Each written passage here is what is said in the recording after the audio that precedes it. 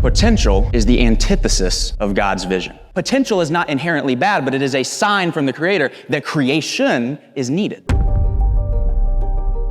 And I thought about it for a second. I said, man, there's something kind of poetic about an airplane sitting on the ground that's literally capable of soaring, capable of flying, capable of so much. And we're sitting here talking about, is that potential going to turn into anything?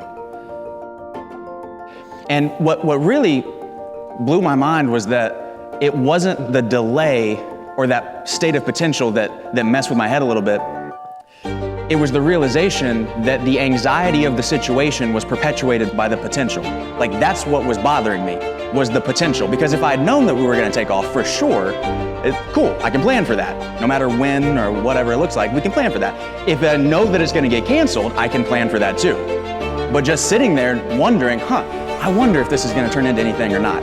That is what provokes anxiety. And so it made me think about, man, how many of us have spent weeks, months, and years in a state of anxiety that has been perpetuated by our own indifference or indecision. Like, how many of us have spent so much time that if we had just made a decision? Potential is the antithesis of God's vision.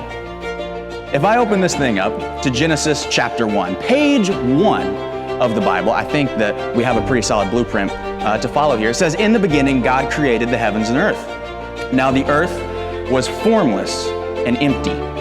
Darkness was over the surface of the deep, and the Spirit of God was hovering over the waters. I don't know about you, but when I read formless and empty, it sounds a whole lot like potential to me, doesn't it? That's potential. It's nothing right now.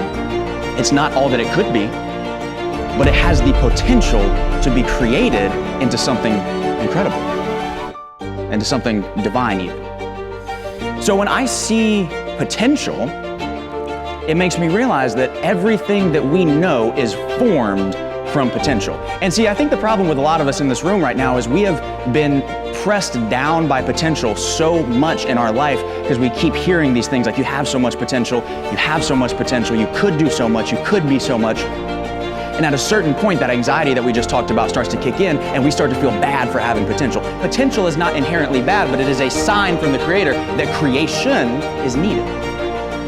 Potential left alone does nothing. If it was formless and dark and empty, and it was still formless and dark and empty, what good is that? The potential has to be turned into something. So the first thing that I want us to take away from today is that there's nothing wrong with you, right? Potential is not a bad thing, but it is an indication to us that we need to do something with it. That version of you that God had in mind when He decided to create you, I guarantee there was no potential in that picture in His mind. Everything that you have within you, all the capacity, all the capabilities were fully formed, fully developed, and actualized. So what would that version of you look like? Because so often we see ourselves through a broken mirror. We hold up a mirror, we try and self-assess because everybody talks about it. We understand that it's important. And then we say, well, I'm trying to self-assess, but the mirror that I'm looking through is broken. Why? Because I see through jealous eyes. I see through insecure eyes. I see through envious eyes, right? But if I could take a step back and say, what does God see when He looks at me? What would that unlock in you? What would that perspective shift unlock in you? When you talk about potential, it's a difficult conversation because whenever you look at potential, you have to look at what you could be. And anytime that you gaze upon what you could be in its reflection, you automatically see what you are not yet. So it's a difficult conversation to have, but that's why these sorts of spaces are so unbelievably important for us to be able to have those conversations. Now, the question that I want to pose to you at this point is, if that is who God designed you to be, why are you not that person yet? Because this whole concept, this entire event is about moving past potential. It's about moving beyond your potential and into your purpose. So what is potential? It is latent qualities or abilities that may be developed and lead to future success or usefulness. You are not broken. You are not broken. And so many of us, when we are in that potential paradox, right? We think there's something wrong with us. God put it in you already if you would just activate it. So you don't need anything else. You don't have to become somebody different. You just have to be all of who you were created to be. You don't have to be something different. You don't have to be somebody different. You don't have to change yourself. You have to start showing up fully, because the definition of latent, I should have put it on there, but it means it's there.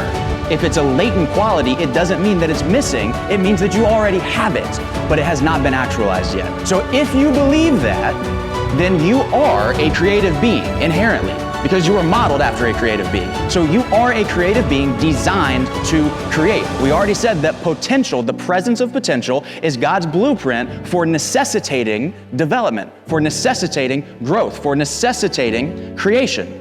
So what will you create with your potential? That's why I wanted you to create those action items, because it's one thing to have a vision that you hold in your mind and you need that to propel you forward. But if you don't have an action item, if you don't have something specific where you say, this is what it's going to be, I just want you to follow your Father's model and speak something over your life like you mean it. And most of us, when we say stuff like, yeah, I'm gonna lose 20 pounds this year. Yep, this is the year I'm hitting 6 figures. Yep, this is the year I'm gonna travel. This is the year, this is the year, this is the year. There's this thing in your spirit where you know if you really mean it or not. And unfortunately, most of us, because we care about what other people think, we say the right things to get the right reactions from the wrong people, instead of saying things like we mean it. Like, you know when you're lying to yourself. You know when it's not really your goal, it's somebody else's goal, and you're kind of trying to just piggyback on it. Like, it's not really in alignment with who you were called to be, but you just think it's what you're supposed to do. You can feel it. You can fool a fool, you can kid a kid, you can con a con, but you cannot lie to yourself.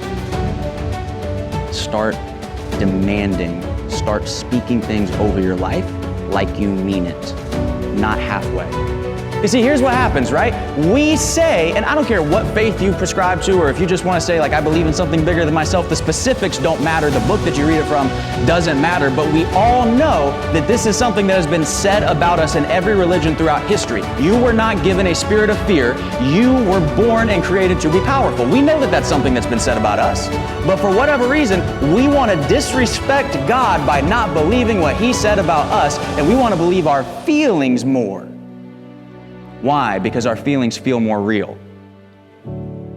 Because somebody called you ugly in the 2nd grade and you started to believe it, and it made you feel a certain way, and because that's tangible, because you can feel it in this world, you say that's more real than what God said about me is. You have to get rid of stuff. You don't add stuff. If you want to get to the good part, you get rid of stuff. So for many of us, it's not necessarily adding anything. I told you at the very beginning, all of this is about you have it already. It's latent, but it is in you already. You don't have to go find it somewhere. You don't have to go buy it somewhere. You have to activate it. But in order to activate it, you got to get rid of the stuff between that version of you that God had in mind and the current version of you. It's not adding, it's subtracting, right? So if we are making decisions from a spirit of unconfidence and we say, you know what, here's this thing that I know would be really, really good for me, that I know would get me closer to the version of myself that I know I was put here and anointed to be, but I'm going to make a different decision because I'm nervous about it, you are literally sacrificing yourself at the altar of your insecurity. Because you have decided to worship your own insecurity, your own unconfidence above what you know is best for you and what God wants for you. You've got to see it before anybody else sees it, because if you start to take other people's word for it over what you see for yourself and what God already told you about you, then you're going to stop before you ever get started. So you've got to start getting into the habit of things are not going to get easier. It has to be voluntary exposure to the thing that you want to get more confident at. Do more of the actual thing that you want to get better at. Not a proxy, not something close to it, not just this little baby step, just do the thing. The reason that you can't have that as your North Star, i.e. perfection, is because inevitably at some point you're going to hit a situation where that does not work. If you value the progress, you never stop growing. And you never hit that mountaintop like Ben was referring to and then looking around like, okay, well now I don't know what else to do and now I'm depressed because I hit the mountaintop. You keep going. And so we have to have what I call evidence of excellence.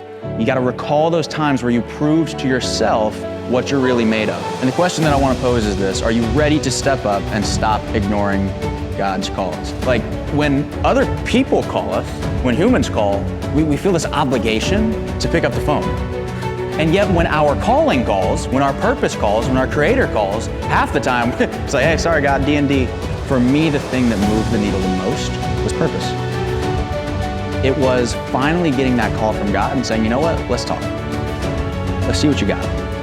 Let's see what this might look like. I'm terrified, I'm scared, I don't really want to do it, but let's have a conversation. I think a lot of times with confidence, the reason that we're not confident is because we're thinking about us, right?